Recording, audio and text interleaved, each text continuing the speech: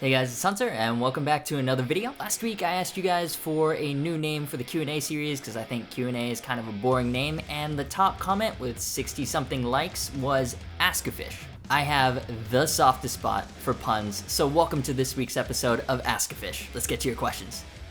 Here's a question for you. Where do you stand on the relic guitar debate? You like the new but looks old thing? Personally, I'm not a fan.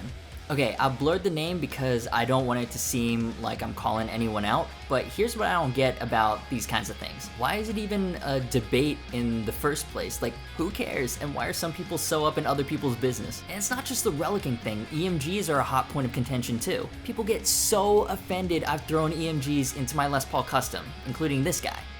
Anyone putting EMGs into a 72 Gibson Les Paul should be beaten. To which I replied, anyone telling someone else what to do or not to do with their own guitar should be flogged, because I could justify my position, but I shouldn't have to. Is it your guitar?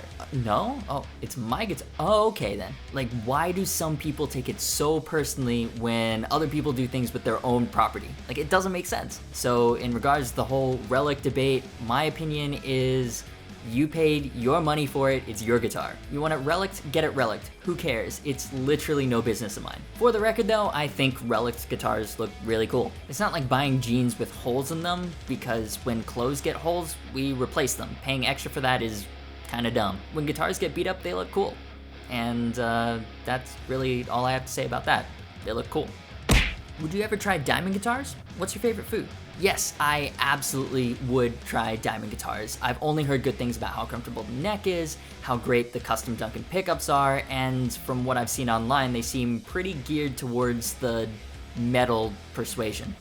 Awesome. I actually almost picked up a Bolero when they had one going for crazy cheap. It was the one in the natural finish. It was going for 99 bucks or $1.99, but the sale went up earlier than advertised and they sold out before I'd even finished eating Thanksgiving dinner. Still kind of salty about that. Still, I would love to try out one of those Siberian quilt Boleros. If the finish in person is anything close to how it looks online, I'm all over that. So I did see a Tone King interview with the owner, Jeff Diamond, and it looks like he's not so into sending guitars for YouTube demos. He equates it to the experience of buying a car. He says, quote, "I imagine somebody going in to buy a car and wanting to test drive that car, and the dealer says to him, no, but come over here to this laptop and you're going to watch this video we made of what it's like to drive this car." It's like one of these deals where it's like, what am I gonna learn from sitting in the seat of the car and watching this video on my screen of what it's like driving this car? You don't learn anything from it. His point is that playing a guitar in person is completely different than watching somebody on the internet play it. And yeah, that's correct. It's very hard to translate feel over the internet. YouTube demos are a key way for people to get information on gear, to see what it can do, to hear what it can sound like. All that stuff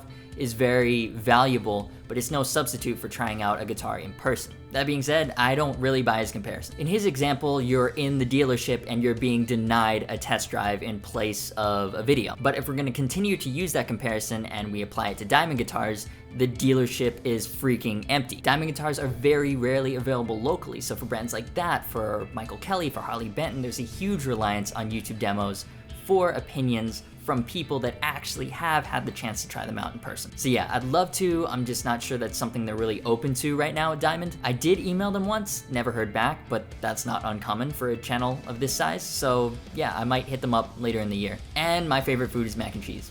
All day. I mentioned in the last Q&A that I grew up in China, so Kraft mac and cheese was expensive and hard to find, kind of a delicacy, honestly. So unhealthy, especially when I sprinkle bacon bits on it, which is why my skin is so bad, but I love it. Hi Hunter, would you ever try out an Epiphone 1984 Explorer? It comes with EMGs and it really seems like your kind of guitar, being that it's an Epiphone. Also, Star Trek or Star Wars? And related, would you review the Epiphone 1984 Explorer? I know it's not your cup of tea, and what's your opinion on Battlefield 1? Actually, Happy Time Cyanide kinda got it right. It's not a Les Paul, but it is my cup of tea. Huge Metallica fan, huge Hetfield fan. The Fuck 'em Up Explorer is one of my favorites. For all intents and purposes, the 1984 Explorer may as well be a James Hetfield signature model. This is actually one of the oldest requests, by which I mean Happy Time Cyanide has shown great resilience in consistently requesting this for months, and I'm really sorry I haven't replied sooner. So the 1984 Explorer, this is one of those guitars that's just never in stock. They pretty much sell as soon as they come in the door, so it's kind of hard to get one. But yes, for you fellow Metallica fans, there is something coming soon. Hint, hint. just not the 1984 Explorer because I can't freaking find one. Star Trek or Star Wars? Both. Everything. Star Trek, wouldn't say I'm the biggest fan of like Deep Space Nine or Enterprise, but I love the original campy 1960 series. William Shatner is the undisputed king of overacting. It's phenomenal. And I am so psyched for The Last Jedi. I'm seeing that day one. Battlefield 1, I haven't had any time to play games recently. It's really sad. I did play the beta and I was straight garbaggio. KD of like 0.2, maybe. That's being optimistic, but it was fun. I love historical shooters, though I prefer the World War II ones, so I'm pretty pumped Call of Duty is going back. I don't even care. I will make the time to play that game.